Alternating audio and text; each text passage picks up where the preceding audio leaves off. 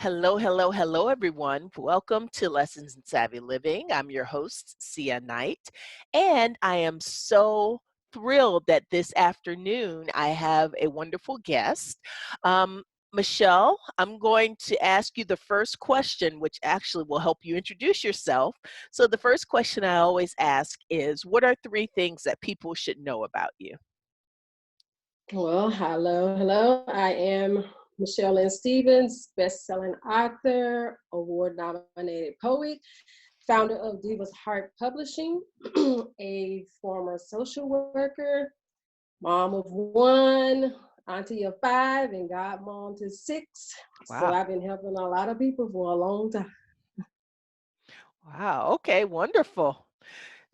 So that's great. So you have been helping people a long time, and that's what it sounds like just from your profession and from your family life and that sort of thing. And I'm so happy that you agreed to be on this podcast to help people.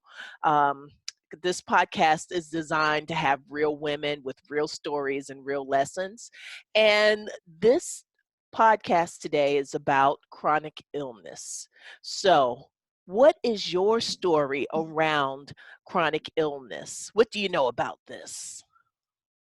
Well, besides the fact of helping people with chronic illness, I myself have dealt with it for most of my life, about 40 years since I was a senior in high school. And the sad thing about it is when you're young, you pretty much get ignored and they just brush it off. So mine was undiagnosed for 13 years until I was in my 30s Wow. when they finally started, believing me. And I learned to self-advocate from being in a occupational therapy assistant program where we talked about advocating for others, and then I learned to advocate for myself. Also, with having worked in social services and my mom being a social worker, that helped me also figure out how to present my case with just getting help that I needed. So basically, I've had ulcerative colitis, and I've also had to later in life deal with blood pressure issues. I had gained a lot of weight when I was on medication, had to lose about 50 pounds 10 years ago because it was making me, the weight was making me pre-diabetic, borderline cholesterol, that type of thing. So that is really what, the African American community has had to deal with. And even now with this coronavirus is affecting us and making us more vulnerable in our communities. So that's something that I like to try to get people to understand and get control of also. Wow, that's a lot. Michelle, sounds like you've been through a whole lot. And I just want to dig a little deeper if you don't mind. Sure. So you told me that in high school you were having some issues, and so I you said ulcerative colitis, so probably I can imagine, and correct me if I'm wrong. People are like, oh, that's okay, you're okay, it's just your stomach. Right. Just drink some ginger ale, Right. have some of the, it's it's your woman, so maybe that time of the month or what. And so what happened? What did it continue to persist, and what happened in your 30s to for them to figure it out? So in high school, even myself, I was just brushing it off. Like I could be sitting in class and my stomach just start making noises. And everybody's just like kind of we laughing with each other, like, I must be real hungry, Hmm. And then in college, I was working at fast food, so I was eating a lot of fast food, not really the best diet, and it exacerbated. My stomach was bleeding, and I was going to like the campus health center, and they basically sending me home with like Pepto-Bismol or whatever stuff like that, giving me stuff for gas, just regular over the counter stuff. And eventually got to the point where I had to do like medical withdrawal. So it added another year to before I was able to graduate. And I wanted to do some things with graduate school, but I'm sitting up in the doctor's office and they're telling me, oh, you're young, you'll get over it, you'll be okay. So I'm just sitting there believing them, and like, my stomach is bleeding. I'm having to run to the bathroom constantly. I'm working jobs like customer service and having to get off my station to go to the bathroom and, getting told this is affecting your performance. Like that's all we can go on is about what you do on the phone. We love you, but if this continues, we're gonna have to let you go, that type of thing. So I got to the point where I was like, okay, I'm going to my community college to try to get into another career. And that's when I looked into occupational therapy assistant, started hearing about advocating, and I was persistent with my doctor, like, you need to figure out what's going on. It's not just something to brush off. It keeps happening. I keep having to come back. And then it was what it came down to was my description of the symptoms. It was like, instead of saying, okay, I got an upset stomach, I had to be specific. Mm. Like, okay, I'm going to the bathroom this many times a day. It Mhm. looks like this. And, then he was like, you know what? That sounds like the Mm. worst thing it could be. So he finally sent me to a specialist. And the day he talked to the specialist, he knocked back like 6 months of patients to see me. That's how bad it sounded to this specialist. Oh, So he wow. had me scared, like thinking, oh Lord, I'm dying. But he got it under control. So I was happy, very happy with him. After a couple of years, everything was just like normal, and I got to reduce my medication, and I learned to do it with diet, exercise, you know, and got off the medication because I was gaining so much weight. My hair was coming out and that type of Mm. thing. But yeah, it just took years of learning how to talk to the professionals about it and just being persistent. And then it was like when I was in my 30s is when I was really learning how to do this. So it took a long time to figure out Wow. what to say, what to do. Wow. That is, I'm hearing a couple of real good lessons there. First of all, I'm hearing you have to be persistent. There used to be a TV show that used to be on a while ago called Mystery Diagnosis. I don't know if you've ever watched that, but I Yeah. used to watch it all the time. And it sounds like a very similar story in terms of like, well, the first doctor didn't believe me, the second doctor didn't believe me. So being persistent is very, very important, it sounds like, in your story as well. And a second thing that I'm hearing is being as specific as possible when you are describing your symptoms, Yeah. because it's tough because you're like, oh, I've got a headache. Okay, is it a sharp pain? Is it in the front of your head? Is it all over? What's happening? Because that can help to kind of narrow down what some possible things are that could be causing your particular ailment. So that's a good thing to think about and a good thing to know. And the third thing I heard a lot. You were talking, you were dropping some knowledge, was Okay. the fact that it's what they call comorbidity. So Yeah. that just means that you have several different disorders, diseases, and so forth that go together.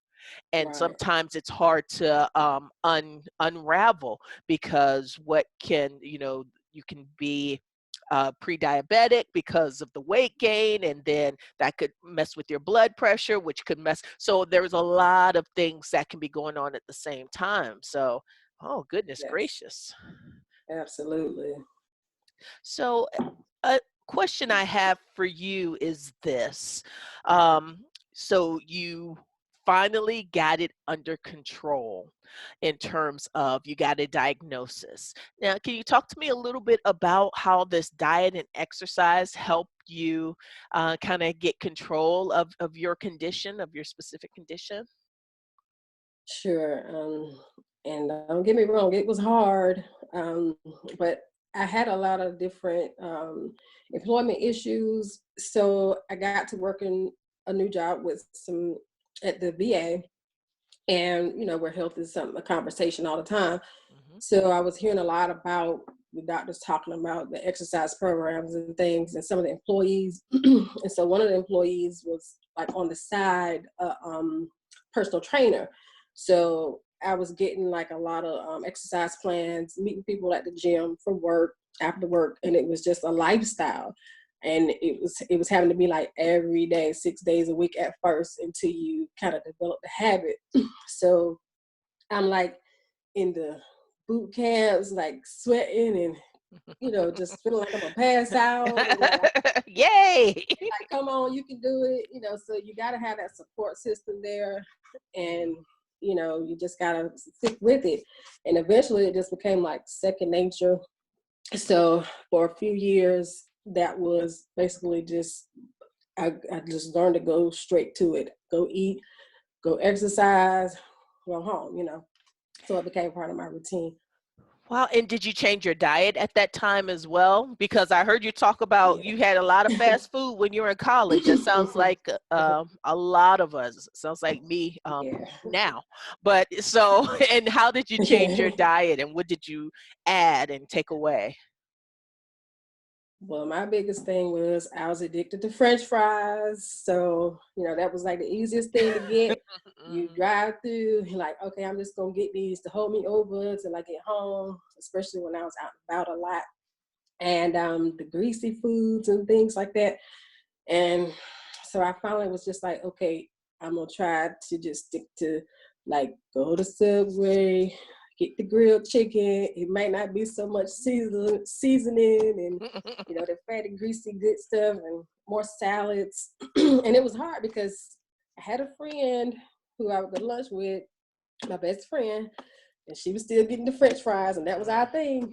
So you might run into some things where you have to not do what the other person is doing.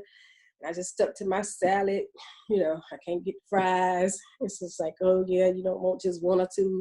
So you do run into people who not necessarily that supportive and don't really understand, and it's an invisible illness. So they just like, you'll be all right. You can just have some, just Right. taste a little bit. Don't you Hmm. miss it? So it's willpower is very important.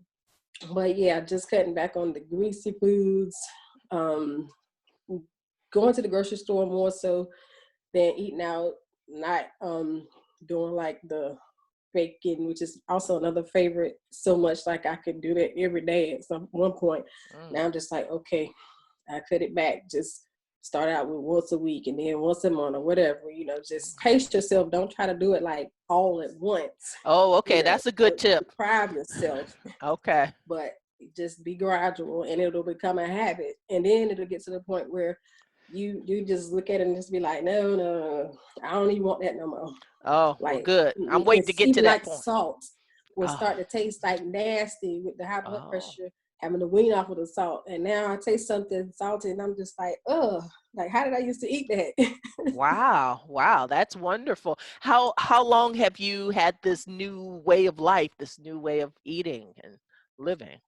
Well, it's been off and on for the past 10 years. Oh, Lord. And then when you get it under control, you do feel like maybe I can have some of this, have some of that. Hmm. But then, you start feeling bad, like Right. quick. And I'm like, no, I'm not going to do that no more. You But might do a little backslide, but you get it back under control. You get back in the right yeah, lane. I yeah. hear you. That's So, interesting because throughout your story, I also heard when you were talking about the fast food back when you were younger and that sort of thing. So many times, if we have something, an underlying condition, the physicians can't determine what we have because we we are eating so much bad stuff and we're not exercising the way we're supposed to. So the doctor could be like, there could be several things wrong with you. In fact, there are. I don't know what's causing yeah, what. So it sounds like the message is what it usually is to eat less, eat better, and move more. I mean, right. I thought you were gonna That's give me it. some type of new secret something, but I guess this is the Well, same thing that I've heard before. So yeah, so it's just that simple. so your condition, is that something that is hereditary that you have to kind of look out for in terms of passing to your children, or did your parents have those types of issues, or is it just kind of you were the You one? know what? That's the funny thing about autoimmune disorders is they don't really know where they come from. And my mom was like, she never heard of that, or she doesn't know anybody with that. And I did find out later that I have a cousin who was dealing with the stomach issues as well, but we can't figure out where it came from. It's like our generation is like the first to kind of talk about it. So we don't know if anybody was dealing with it and just never got it checked out, never talked about it. Right. And that's another thing with our community is like the older people, you know, they don't tell the Hmm. children what's going on. So, you know, that's grown folks' business. And, you know, we don't know what was wrong with our grandparents. We just know, you know, they called it this, that, and the other. And they hid a lot of things. So you just never know what you have going on in your history. That is so true. I remember like, get on out of grown folks' business, and you're like, okay, and then it's no telling what they were talking about. But that's true when we talk about these different conditions, these diseases. For those of you all, if you have your parents, your grandparents, older family members, if they're still alive and able to talk to you about certain things, ask those questions.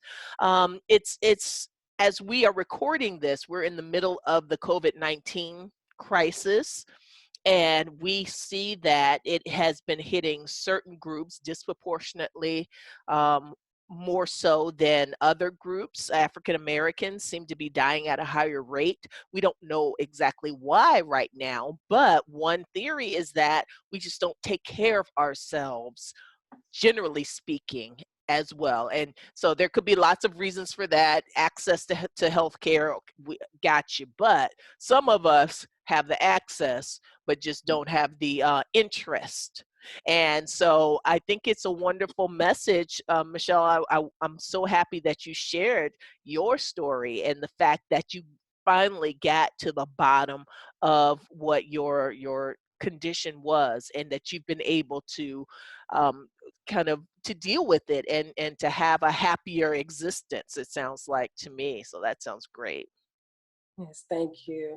And I do still have every now and then something going on where they still can't figure out what it is, especially with the blood pressure, because that kind of came out of nowhere after I had, you know, got everything under control, was exercising, whatever, and it still went up. And I was just like, what's going on? And they just like, we can't figure it out. So, you know, things pop up, but you just keep going. Right. Wonderful. So if there was one lesson or a big lesson that you can take away from your experience, or that you want to leave a listener or a viewer with, that says, hey, here's what I really learned from this, is there something that you want to have someone take away from this, your experience? Would just say you got to speak up for yourself, take care of yourself. You can't take care of anything else. If you're laid up and you can't take care of your kids, you can't go to work, you lose your job, you lose everything you have. Everything is like a domino. If you don't take care of you first, like they say, put your oxygen mask on and breathe, and then you can handle anything that comes your way. That is so true. A lot of us, especially moms, Yeah. we're taking care of this, we're taking care of that. In a certain age bracket, some of us have parents we're helping to care for, Mhm. and children, and sometimes we're last on the list. But it sounds like to me you're saying, hey, you know what? You can't help anyone if you're not healthy, if you're not well. So that sounds like a very good message, Michelle. I appreciate Thank that. you. So, Michelle, if someone wanted to reach out to you, in the interwebs, on the internet, or on Facebook or so forth, why would they reach out to you, and how could they find you? Well, you can reach out to me to read my story, Oh, Divorcee Chronicles, Diary of a Divorcee Diva. And I do talk about my health situation and some of the things that it caused along the way. Some of my poetry, which is very inspirational. And I talk about, you know, just your faith in surviving, you know, situations in life.